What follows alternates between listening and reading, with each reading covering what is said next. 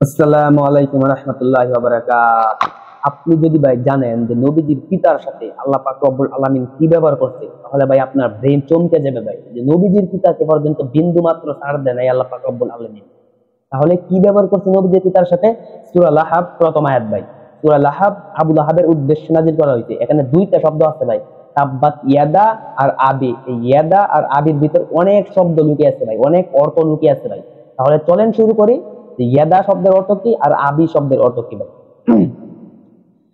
যখন বিশ্বনবী সাল্লাল্লাহু আলাইহি ওয়াসাল্লাম ফার্স্ট কোরআনের কথা শেয়ার করেন, কোরআনের কথা বলেন, তখন আবু লাহাব পাথর নিক্ষেপ করছিল ভাই। তাব্বাত ইয়াদা, আমি যদি ভাই এই কলমটা এক হাতে নিক্ষেপ করি, তাহলে ভাই আল্লাহ পাক রব্বুল আলামিন তো এক হাত আমার ধ্বংস করে দিবে, কারণ আবু লাহাব পাথর নিক্ষেপ করছিল এক হাতে।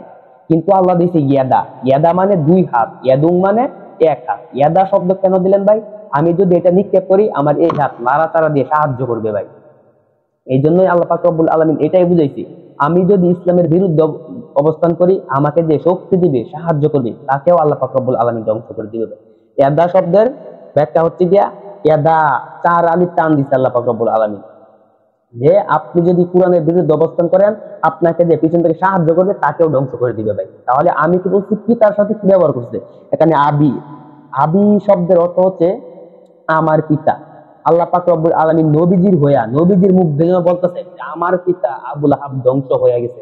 যেহেতু নবীজির চাচা আবু লাহাব, তারপর আল্লাহ পাক রব্বুল আলামিন বলছে যে আমার পিতা। নবীজির হয়ে আল্লাহ পাক রব্বুল আলামিন বলে দিছে আবি, আমার পিতা। নবীজি বলতেছে মানুষদেরকে যে আমার পিতা আবু লাহাব ধ্বংস হয়ে গেছে ভাই। এখানে ভাই দুইটা শিক্ষা হচ্ছে, আমি যদি ভাই কোরআনের বিরুদ্ধে অবস্থান করি, আমাকেও ধ্বংস করবে। যে আমার বিরুদ্ধে আমাকে শক্তি দিবে, সাহায্য করবে, তাকে আল্লাহ পাক রব্বুল আলামিন ধ্বংস করে দিবে।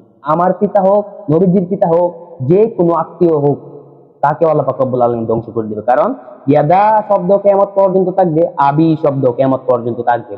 তাব্বাত ইয়াদা আবি লাহাবি ওয়া তাব, ধ্বংস হয়েছে আবু লাহাবের দুই হাত এবং সে নিজে। এখানে ভাই আবি শব্দের ব্যাখ্যাটা অনেকে প্রকাশ্যে আনে না ভাই, কারণ আল্লাহ পাক রব্বুল নবীজির হয়ে আল্লাহ বলছে যে আমার পিতা ধ্বংস হয়ে গেছে। যেহেতু আবুল হাব সবাই চিনে নবীজির চাচা, তারপরও আল্লাহ পাক রব্বুল আলামিন দিছে আবি শব্দ, যে নবীজি বলতেছে আমার পিতা আবুল হাব ধ্বংস হয়ে গেছে। এটার মূল তাফসীর হচ্ছে গিয়া তাব্বাত ইয়াদা আবি লাহাবি ওয়া তাব, ধ্বংস হয়েছে আবু লাহাবের দুই হাত এবং সে নিজে। তাহলে ভাই আজকে এই পর্যন্ত। যদি ভালো লাগে অবশ্যই লাইক কমেন্ট শেয়ার করে দিবেন ইনশাআল্লাহ।